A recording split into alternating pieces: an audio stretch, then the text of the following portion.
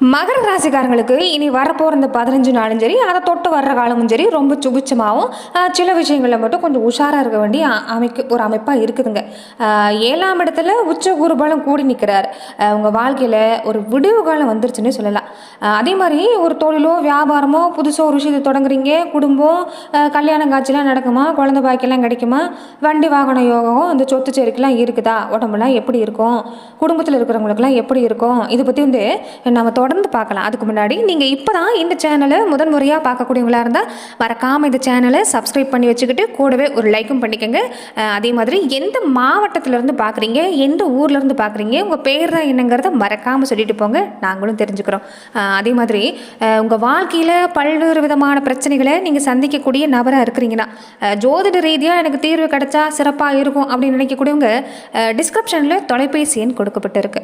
ஜோதிட ரீதியான சந்தேகமாக இருந்தாலும் சரி, உங்கள் வாழ்க்கையில் நீங்கள் சந்திக்கக்கூடிய எந்த விதமான பிரச்சனையாக இருந்தாலும் சரி, தாராளமாக தொலைபேசி மூலிமா தொடர்பு கொண்டு கூட உங்களுடைய பிரச்சனைகளுக்கு தீர்வு காணலாம்.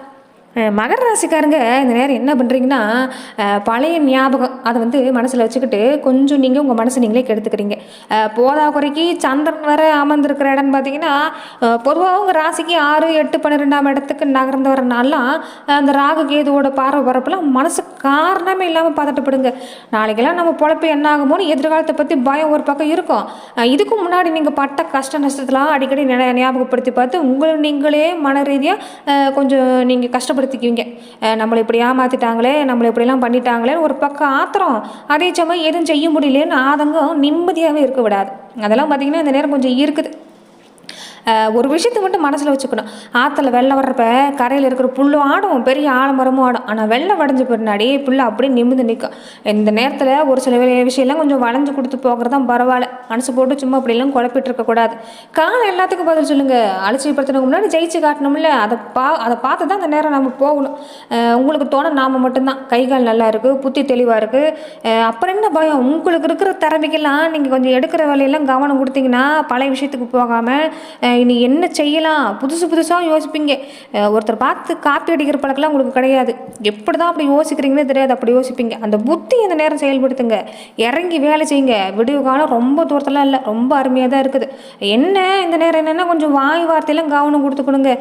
என்னென்னா நீங்கள் சாதாரணமாக தான் பேசுவீங்க, அதாவது மனசில் வச்சுட்டு பேசுகிறதுலாம் இல்லை. ஒரு சாதாரண பேசுவீங்க. அது என்னென்னா கொஞ்சம் வில்லங்கமாக வேறு விதமாக முடியும்.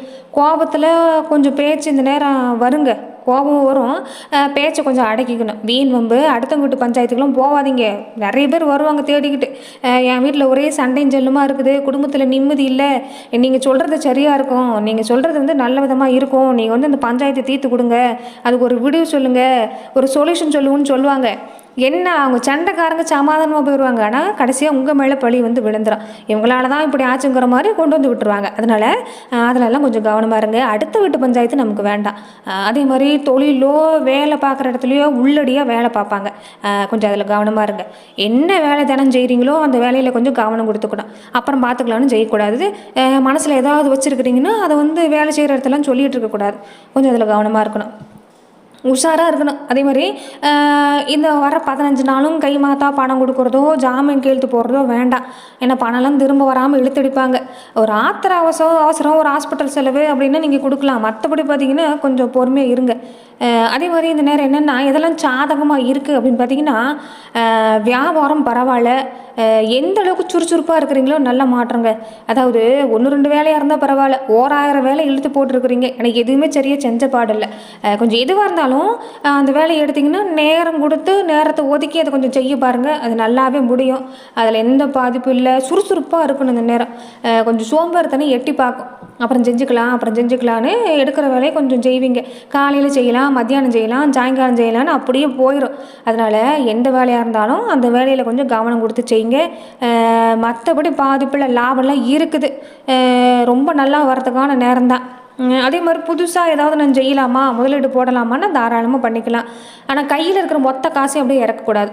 கொஞ்சம் படிப்படியாக செஞ்சுக்கோங்க. கடன் வாங்கி எதுவும் செய்ய வேண்டாம். கையில் காசு இருந்தால் செய்ய பாருங்கள். குடும்பத்தில் எப்படி இருக்குது, குழந்தைகளுக்கெல்லாம் எப்படி இருக்குது, குடும்பத்தில் இருக்கிற ஆளுகளுக்கெல்லாம் எப்படி இருக்குது அப்படின்னா பரவாயில்ல.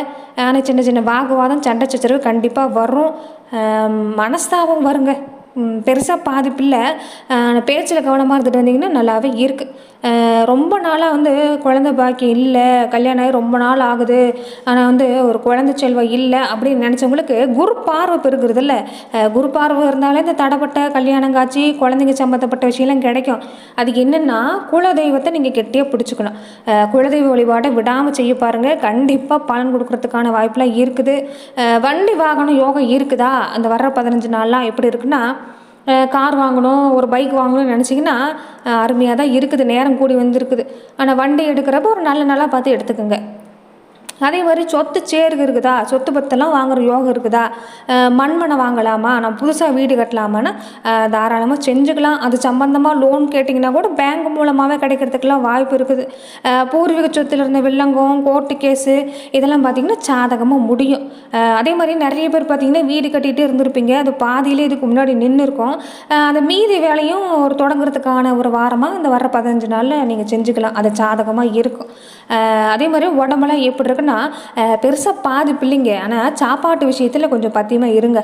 அஜீரண கோளாறு, வயிறு சம்மந்தப்பட்ட பிரச்சனை கொடுக்கும். ஒரு சில பேர்லாம் கொஞ்சம் உடம்பு போட்டுருச்சு, எடை கூடிருச்சுன்னு சாப்பிட்றதும் இல்லை. அதே மாதிரி நிறைய பேர் என்னென்னு பார்த்தீங்கன்னா அதிகமாக சாப்பிட்றீங்க, உடல் பருமனால் பாதிக்கப்படுறவங்களும் இருக்கிறீங்க. கொஞ்சம் எதுவாக இருந்தாலும் பேலன்ஸ் பண்ண கற்றுக்கணும். இதெல்லாம் கொஞ்சம் இந்த நேரம் தொந்தரவு கொடுக்கும், வயிறு சம்மந்தப்பட்ட பிரச்சனை கொடுக்கும், அஜீரண கோளாறுலாம் கொஞ்சம் கொடுக்கும். அதெல்லாம் கொஞ்சம் கவனமாக இருங்க. உடம்பு நீரேற்றமாக வச்சுக்கோங்க. உடம்பு நீரேற்றமாக வச்சுக்கிட்டாலும் உங்களுக்கு எந்த பாதிப்பு இல்லை. அதே மாதிரி இந்த நேரம் என்னென்னா சூடு சம்மந்தப்பட்ட பிரச்சனையெல்லாம் கொஞ்சம் கொடுக்கும். அதனால தான் உடலை நீரேற்றமாக வச்சுக்கணும். பருவநிலை வேறு மாறிக்கிட்டே இருக்கிறதால வெயிலும் அடிக்குது, மழையும் பெய்யுது. அதனால் நல்ல தண்ணி காய்ச்சி நிறைய தண்ணியை குடிங்க. அதனால் மற்றபடி பாதிப்பு இல்லை, உடம்புலாம் அருமையாக தான் இருக்குது. அதே மாதிரி பண வருமானம்லாம் சாதகமாக இருக்கும். ஊருக்குள்ளே மதிப்பு மரியாதைலாம் தேடி வரும். கஷ்ட காலத்தில் யாரெல்லாம் ஒதுங்கி நின்னாங்களோ அவங்க இப்போ தேடி வருவாங்க. தலைமையில் எதையும் தூக்கி வச்சு கொண்டாடாமல் ஒரு அடி தள்ளியே நின்று பாருங்கள். அதாவது விலகி இருக்கிறது வேண்டாம், ரொம்ப நெருக்கம் காட்டுறது வேண்டாம். நீங்கள் உங்கள் வழியில் இருந்துக்கிட்டாலே போதும். அந்த நேரம் ரொம்ப அருமையாக தான் இருக்குது. அதே மாதிரி என்னென்னா மனசு தான் ஒரு நிலையில் இல்லை, மனசை போட்டு சும்மா குழப்பிக்கிறீங்க. நம்ம பொழப்பு என்ன ஆகுமோன்னு ஒரு பக்கம் இருந்தாலும் தாழ்வு மனப்பான்மை உங்களுக்குள்ளேயே நீங்கள் கொஞ்சம் அதிகமாக கொண்டு வரீங்க. அதை கொஞ்சம் மாற்றிக்க பாருங்கள். ஏன்னா மனசில் ஏகப்பட்ட பாரம் தான். இதுக்கு முன்னாடி வந்து உங்கள் ராசி அதிபதி கொஞ்சம் நிறைய வச்சு செஞ்சுருப்பார். உசுராக நினச்சவங்களே நம்மளை புரிஞ்சுக்கல, எல்லோரும் நம்ம தப்பாக நினைக்கிறாங்க, எல்லோரும் இருந்தால் கூட ஒரு அனாதையாக இருக்கிற மாதிரி ஒரு உணர்வோடு இருந்திருப்பீங்க. தனிமை ஒரு பக்கம், பயம் ஒரு பக்கம், சந்திரன் வேறு உங்களுக்கு ராசியில் அமர்ந்திருக்கிற இடம்லாம் நிறைய விஷயங்கள கொஞ்சம் மனசை போட்டு குழப்பிட்டு இருந்திருப்பீங்க. ஒரு பக்கம் ஆத்திரமும் இருக்கும், இப்படி ஏமாந்துட்டோம்னு நினைப்பீங்க. உங்களை நீங்களே தாழ்வு மனப்பான்மை அதிகப்படுத்திக்கிறது கொஞ்சம் அதிகமாக இருந்திருக்கும். இதெல்லாம் பார்த்திங்கன்னா அந்த நேரம் அதிலேருந்து வெளியே வரதான் பரவாயில்ல. விழுந்துட்டோன்னு மட்டும் புலம்பாதீங்க. இனி வர்ற காலம் அருமையாக இருக்குது. நடந்து முடிஞ்சதாகவே இருக்கட்டும். மறுபடியும் பழசை போட்டு கிளறக்கூடாது. மனசு வந்து குப்பையாயிரும். அது உதறி தள்ளிட்டு எழுந்திரிச்சு அடுத்த வேலை என்ன செய்யணுமோ அதுதான் பார்க்கணும். ஏன்னா முடிஞ்சு போனதை கூடவே இழுத்துக்கிட்டு வர்றது உங்கள் மனசு மட்டும்தான். முடிஞ்சதாகவே இருக்கட்டும். தலையை நிமிந்து இனி எடுக்கிற வேலையில் கவனம் கொடுங்க. மற்றபடி பார்த்திங்கன்னா அருமையாக தான் இருக்குது இந்த நேரம். சரியாக சாப்பிடணுங்க, தூக்கத்தெல்லாம் கொஞ்சம் கவனம் கொடுத்துக்கணுங்க. யாருக்கு தான் இந்த காலத்தில் வழி இல்லாமல் இருக்கிறாங்க? எல்லாரும் பாரத்தோடு தான் இருக்கிறாங்க. வெளியில் சிரிச்ச முகமாக நடிக்கிறாங்க, அவ்வளவுதான். நீங்கள் வச்ச அன்பு சுத்தமானது. உசுரே கொடுக்குற அளவுக்கு பாசம் வச்சுட்டீங்க. இந்த உலகத்தில் ஏமாற்றமும் புரியும் எல்லாருக்கும் இருக்குது. அதனால் உங்களை நீங்களே போட்டு சித்திரவதை பண்ணிக்க வேண்டாம். இனி வர்ற காலம் எல்லாமே அப்படியே மாறும். என்னென்னா போனது போகட்டும்னு இந்த நேரம் நீங்கள் பழைய ஞாபகத்தில் உதறி தள்ளிட்டு இனி நடக்கிறத தான் யோசிக்க பார்க்கணும். நீங்களாம் எப்படிப்பட்டவங்க தெரியுங்களா? உங்களை மாதிரி ஒரு ஆள் கிடைக்கிறதுக்கெலாம் மற்றவங்க கொடுத்து வச்சுருக்கணுங்க. மகர ராசிக்காரங்க குடும்பத்தில் ஒரு நண்பராக, அதாவது உறுப்பினராக, நண்பராக, ஒரு சொந்த பந்தத்தில் ஒருத்தராக இருக்கிறாங்கன்னா அவங்களாம் கொடுத்து வச்சவங்கன்னு சொல்லுவாங்க. தனக்காக யோசிக்கிறத விட மற்றவங்களுக்காக யோசிக்கக்கூடிய குணங்கிறது இந்த மகர ராசிக்கு வந்துடும். வெளியில் பார்க்குறதுக்கு இவங்க எப்படி இருப்பாங்கன்னு பார்த்தீங்கன்னா கொஞ்சம் சீரியஸாக இருக்கிற மாதிரி தான் இருப்பாங்க. ஆனால் உள்ளுக்குள்ளே நிஜத்தெல்லாம் பார்த்தீங்கன்னா இவங்கள மாதிரி ஒரு நகைச்சுவை உணர்வு இருக்கக்கூடியவங்க வெளியில் யாரும் கிடையாதுங்க. மகர ராசிக்காரங்க முகத்தை பார்த்தீங்கன்னா இந்த வெளியில் பார்க்குறப்ப இந்த பஞ்சாயத்து பிரசிடண்ட் மாதிரி சீரியஸாக முகத்தை வச்சுருப்பாங்க. ஆனால் உள்ளுக்குள்ளே அவங்க பண்ணுற அலப்புறம் இருக்குதுங்களே, அம்புட்டும் சொக்க தங்கம். எப்படின்னா உங்கள்கிட்ட இருக்கிற ஆகச்சிறந்த ஒரு குணம் என்னென்னா மற்றவங்க காமெடி பண்ணுறாங்கன்னா நல்லா சிரிப்பீங்க. ஆனால் மகர ராசிக்காரங்க சுற்றி இருக்கிற இந்த 4 பேர் சொல்கிற இந்த மொக்க ஜோக்கை பார்த்தீங்கன்னா மனசில் பார்த்தீங்கன்னா ஒரு இது ஓடிக்கிட்டே இருக்கும். ஒன்றும் தெரியாத பச்சை பிள்ளை மாதிரி மூஞ்சை வச்சுக்கிட்டு அசால்ட்டாக நீங்கள் ஒரு வார்த்தை பேசுவீங்க, நக்கல் பேசுவீங்க பாருங்கள். சுற்றி இருக்கிற கோட்டை அப்படியே சிரிப்பில் அதிரும். ஒரே ஒரு வார்த்தை தான். டைமிங்கில் நீங்கள் சொல்கிற ஒரு வார்த்தை அப்படியே அந்த இடத்துலையே அதிர வச்சுருங்க. இந்த கவுண்டமணி செந்தில் காமெடி மாதிரி தாங்க. நீங்கள் அடிக்கிற லூட்டிங்கிறது கொஞ்சம் நஞ்சம் இல்லை. அதே மாதிரி உங்கள் மனசுக்கு நெருக்கமானவங்க, சொந்தக்காரங்க, இல்லைன்னா ஃப்ரெண்டுங்க, பெஸ்ட்டு ஃப்ரெண்டுக்கெலாம் இருக்கிறாங்கன்னு வச்சுக்கோங்களேன், எப்படி இருப்பீங்க தெரியுங்களா? அந்த இடத்துல நீங்கள் தான் லீடர். யாராவது ரொம்ப சீன் போட்டால் அவங்கள வச்சு செய்கிறதுல நீங்கள் தான் ஃபஸ்ட்டு. உங்கள் பில்டப்லாம் பார்த்தீங்கன்னா, மற்றவங்க பில்டப்லாம் பார்த்தீங்கன்னா உங்கள்கிட்ட வேலைக்கு ஆகாது. நறுக்குன்னு ஒரு வார்த்தை சொல்லுவீங்க, அந்த அந்த இடத்துல அவங்க வந்து ஒரு பீஸான மாதிரி வெளியில் பெரிய மனுஷன் மாதிரி எல்லாரும் சொல்கிறது கேட்டுக்கிட்டு தலையாடிக்கிட்டு இருப்பீங்க. ஆனால் மனசுக்குள்ளே இவன் பேசுகிற மொக்கை கேட்குறதுக்கு நான் காட்டு வேலைக்கே போயிருக்கலாம், இல்லைன்னா இவனுக்கு வேறு வேலையே இல்லையா, நம்ம ஓத்தத்தில் இப்படி கொட்டிக்கிறானேன்னு மனசுக்குள்ளே வந்து ஒரு காமெடி என்ட்ரிங்கிறது ஓடிக்கிட்டே இருக்கும் மைண்ட் வாய்ஸில் பொறுத்த வரைக்கும். உங்கள் மேலே பாசம் வச்சுருக்கிறவங்கள சும்மா சீண்டி பார்க்குறதுல நீங்கள் சொல்லணும்னா கொஞ்சம் குசும்புக்காரங்க தாங்க. விளையாட்டுக்கு கோபப்படுற மாதிரி சீன் போடுவீங்க, ஆனால் உள்ளுக்குள்ளே சிரிப்பு வந்து அப்படி வரும். உங்களை வந்து கெஞ்சுறப்ப மனசுக்குள்ள ஒரு பவுசு கூடி ஜாலியாக ரசிப்பீங்க பாருங்க, அது உங்களால் மட்டும்தான் முடியும். உங்கள் கூட இருக்கிறவங்க எப்பவுமே என்னென்னா அவங்க வந்து நல்லா இருக்கணும், எவ்வளோ கஷ்டமாக இருந்தாலும் உங்கள்கிட்ட வர்றப்ப நல்லா சிரிச்சபடியாக இருக்கணும்னு சுற்றி இருக்கக்கூடியவங்களை சிரிக்க வைக்கிற கோணம் யாருன்னு கேட்டிங்கன்னா அது உங்களுக்கு தாங்க. என்னென்னா சின்ன வயசில் அவங்க பண்ண தப்பையோ இல்லை மொக்க வாங்கினதெல்லாம் கதையாக வச்சுக்கிட்டு அதை மறக்காமல் சொல்லி சொல்லி அவங்கள கலாய்க்கிறது நீங்கள் தான். அவங்களுக்கு ஒரு கஷ்டம்னா முதல்ல ஓடி போய் நிற்கிறது நீங்கள் தான். உங்களை மாதிரி ஒரு ஜாலியான கலகலப்பான கூட வேறு யார்ட்டுமே இல்லை. வெளியெலாம் எப்படி இருக்கிறீங்களோ, மற்றவங்களை சிரிக்க வைக்க நினைக்கிறீங்களோ, அதை உங்கள் மனசுக்கு நீங்கள் உங்களுக்கு செஞ்சுக்கிட்டாலே போதும். மற்றபடி உங்களுக்கு எந்த பாதிப்பு இல்லை. தூக்கி போட்டுட்டு போனவங்களும் தூக்கி நீங்கள் போட்டுட்டு போயிட்டே இருங்க. நீங்கள் எப்படி மற்றவங்கள சந்தோஷமாக வைக்கணும்னு நினைக்கிறீங்களோ அப்படி உங்கள் மனசை நீங்கள் இந்த நேரம் சந்தோஷமாக வச்சுருக்கணும்னு நினச்சிக்கிட்டாலே இந்த காலம் ரொம்ப அருமையாக தான் இருக்குது. ரொம்ப சீரியஸெல்லாம் மாற வேண்டாம். நீங்கள் நினைக்கிற அளவுக்கு மற்றவங்களாம் அவ்வளோ ஒர்த்தான ஆள் கிடையாது. நீங்கள் அதை மட்டும் மனசில் நினச்சிக்கோங்க. மற்றபடி பார்த்திங்கன்னா பரவாயில்ல. அதே மாதிரி மகர ராசிக்கு இனி வர்ற நாள் எல்லாமே எந்த மாதிரியான வழிபாடை செஞ்சுக்கிட்டால் பரவாயில்ல அப்படின்னா, உங்களுக்கு வந்து ராசி அதிபதி வந்து சனி பகவான் தானே. அதனால் என்றைக்குமே சனிக்கிழமை நாட்களில் சனி பகவான் வழிபாட்டை மறக்காமல் செஞ்சுக்கோங்க. அதே மாதிரி குலதெய்வ வழிபாட்டை இந்த நேரம் செஞ்சுக்கிறது பரவாயில்ல. குரு வேறு 7ஆம் இடத்துல இருக்கிறார்ல, அவரால் நல்லதெல்லாம் நடக்கணும், கல்யாண காட்சியெல்லாம் நல்லபடியாக முடியணும், குழந்தை பாக்கியெல்லாம் நல்லபடியாக நடக்கணும்னா இவர் வந்து இந்த இதெல்லாம் கொடுக்கறதுக்கு தான் இருக்கிறாரு. ஆனால் அவரை தொடர்ந்து நீங்கள் வழிபாடு பண்ணிக்கிறது, வியாழக்கிழமை நாட்களை வழிபாடு பண்ணிக்கிறது பரவாயில்ல. முக்கியமாக குல தெய்வ வழிபாட்டை விட்டுறாதீங்க. அதே மாதிரி இன்னொரு முக்கியமான வழிபாட்டை செய்யலாம். அதாவது இந்த கன்னி தெய்வ வழிபாடு, இதை வந்து கேள்விப்பட்டிருக்கிறீங்களா? நம்ம குடும்பத்தில் கல்யாணம் ஆகாமல் வயசில் குழந்தையாகவோ குமரி பெண்ணாவோ எதிர்பாராத விதமாக தவறி போயிடுறாங்கல்ல, பெண் பிள்ளைகளாக இருந்தாலும் சரி ஆண் பிள்ளைகளாக இருந்தாலும் சரி, அவங்கள தான் கன்னி தெய்வம் கன்னிமார்னு சொல்லுவாங்க. அவங்க வந்து நம்ம குடும்பத்தையும் எப்பவுமே சுற்றிக்கிட்டே தான் இருப்பாங்களாம். அவங்களுக்கு வந்து முறைப்படி நம்ம வழிபாடு பண்ணிக்கிட்டால் நமக்கு எந்த ஒரு பெரிய ஆபத்தும் வராது. என்னென்னா அவங்க ராசிக்கு வந்து எப்பயுமே சனி பகவான் இருக்கிறார்ல, அவரால் வர்ற தாக்கம், அவமானம், மனக்கஷ்டம், ஏமாற்றம் இதெல்லாம் போகணும்னா கன்னி தெய்வத்தை நீங்கள் தாராளமாக வணங்கிக்கலாம். அன்பு கிடைக்கல, உசுரா நினச்சவங்க பிரிஞ்சு போகிறாங்க, மனசெல்லாம் ஒரே ரணமாக இருக்குதுன்னா தாய் பாசத்துக்கு இணையான ஒரு தெய்வம் எதுன்னு இந்த கன்னி தெய்வம் தான். அந்த தெய்வம் உங்கள் மன காயத்துக்கு மருந்தாக மாறி ஆறுதல் தருங்க. அதனால் குருப்பார்வை இருந்தாலும் சிலருக்கு வந்து வம்சாவளி தோஷத்தால் இந்த புள்ள பாக்கியம் தள்ளி போகிறது, நல்ல காரியம் நடக்காமல் இருக்கிறதெல்லாம் இருந்தால் இந்த கன்னி தெய்வத்தை கும்பிட்டா அந்த தோஷம் நீங்கன்னு சொல்லுவாங்க. மடியில் புள்ள தவளும்னு சொல்லுவாங்க. நீங்கள் இந்த குலதெய்வ வழிபாடு முன்னவங்க வழிபாடு செய்கிறீங்களா, அந்த மாதிரி தான் அங்கே பயப்படுற ஒரு அவசியம்லாம் இல்லை. கன்னி தெய்வ வழிபாட்டுக்கு சரியான நேரம் எதுன்னு பார்த்தீங்கன்னா இந்த வெள்ளிக்கிழமை செவ்வாய்க்கிழமை நாள் தான். செவ்வாய்க்கிழமை ரொம்ப பரவாயில்ல. முக்கியமாக இந்த மாசி மகம், இந்த சித்ரா பௌர்ணமி, ஆடி பெருக்கு, இந்த தை மாதத்தில் வரக்கூடிய இந்த வெள்ளிக்கிழமை நாள்லாம் ரொம்ப விசேஷமாக பாருங்கள் இதை வந்து செய்வாங்க.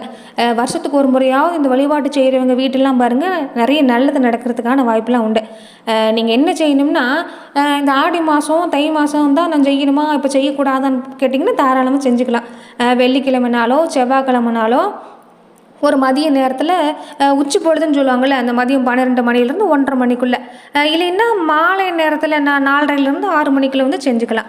உங்கள் வீட்டுக்கு தெற்கு பகுதி இருக்குதுல்ல, பூஜை அறையோட ஒரு சின்ன பலகை போட்டு கும்பிடலாம். சாமி போட்டாவோடு வைக்க வேண்டாம்.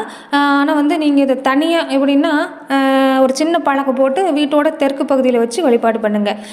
கன்னி தெய்வத்துக்கு பிடிச்சது அந்த எளிமையான படையல் தான். பச்சரிசி சாதம் வடித்து பாசிப்பயிறு பாயாசம், இல்லைன்னா சக்கரை பொங்கல், இனிப்பு சம்மந்தப்பட்ட பொருள் வைக்கணும். சின்ன பிள்ளைங்கனால இனிப்பு தானே விரும்பி சாப்பிடுவாங்க. அதனால் அந்த விஷயத்த செய்ய பாருங்கள். புது துணி, பாவாடை சட்டை, சேலை அவங்க வயசுக்கு ஏற்ற மாதிரி. பசங்களாக இருந்தாலும் அப்படி தான். மஞ்சள் குங்குமம், வளையல், மருதாணி, கருகுமணி, சீப்பு, கண்ணாடி, இது பூவெல்லாம் மணக்கிற பூவெல்லாம் வச்சு, அதாவது வாசனை வர பூவெல்லாம் வச்சு அவங்கள வழிபாடு செய்யணும். என்னை கைவிட்டுறாத, நான் வந்து இவ்வளோ இம்புட்டு கஷ்டப்பட்டுக்கிட்டு மனபாரத்தோடு இருக்கிறேன், நீ தான் வந்து துணையாக நிற்கணும் அப்படின்னு மனசார வேண்டிக்கிட்டு கற்பூர ஆராதனை காட்டி, தீபம் காட்டி, அதாவது விளக்கு போட்டு கும்பிட்டு வர பாருங்க. நிச்சயம் நல்ல மாற்றம். இந்த பூஜை முடிஞ்சதுமே அந்த வளையல், குங்குமத்தை வீட்டு பிள்ளைகளுக்கோ இல்லை பக்கத்து வீட்டு பிள்ளைகளுக்கோ சுமங்கலி பெண்களுக்கோ கொடுத்து ஆசீர்வாதம் வாங்கிக்கணும். இப்படி செஞ்சால் வீட்டில் இருக்கக்கூடிய இந்த தீய சக்தி, கந்திஷ்டி, நமக்கு தெரியாமல் பல விஷயம் நடக்குது பார்த்தீங்களா, அதெல்லாம் போகும். தட்டிக்கிட்டே போகிற அந்த கல்யாணம்லாம் கைகூடி வரும். தொழிலில் நல்ல லாபம் கிடைக்கும். சுருக்கமாக சொல்லணும்னா குல தெய்வத்துக்கு அடுத்தபடியே நம்ம காக்கிற சக்தி இந்த கன்னி தெய்வத்துக்கு தான் சொல்லுவாங்க. வர்ற வெள்ளிக்கிழமை கூட அன்றைக்கி மறக்காமல் உங்கள் வீட்டில் இந்த கன்னி தெய்வத்தை நினச்சி ஒரு விளக்கேற்றி கும்பிடுங்க. எல்லா கஷ்டமும் பனி மாதிரி விலகி போகிறதுக்கான வாய்ப்புலாம் இருக்குது. நன்றி நண்பர்களே. இந்த பதிவில் மகர ராசிக்கு இனி வர்ற நாளெல்லாம் எப்படி இருக்கும், எதெல்லாம் சாதகமாக இருக்குது, எதெல்லாம் கவனம் கொடுத்துக்கணும், எந்த மாதிரியான வழிபாட்டெல்லாம் செஞ்சுக்கிறதால கூட நம்ம வாழ்க்கையில் மாற்றத்தை கொண்டு வரணுங்கிறத பார்த்தோம். மேலும் இந்த மாதிரியான